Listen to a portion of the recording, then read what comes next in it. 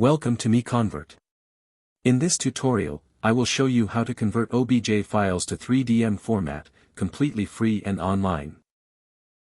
Open your browser and search for OBJ to 3 decimeters MiConvert.com. Click on the first result to go straight to the converter. You are now on the OBJ to 3DM converter page. The interface is clean and easy to use. Let's upload a file. Click the Choose File button. A file picker will open. Select the OBJ file you want to convert, then click Open. Your file is loaded and ready. You can see the file name, size, and destination format. Click Convert now to start the conversion. The conversion is in progress. You can see the progress bar moving.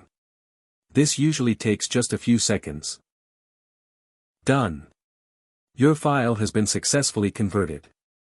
Click Download to save the 3DM file to your computer. That's it. Visit MiConvert.com for more free conversion tools. Subscribe for more tutorials. Thanks for watching.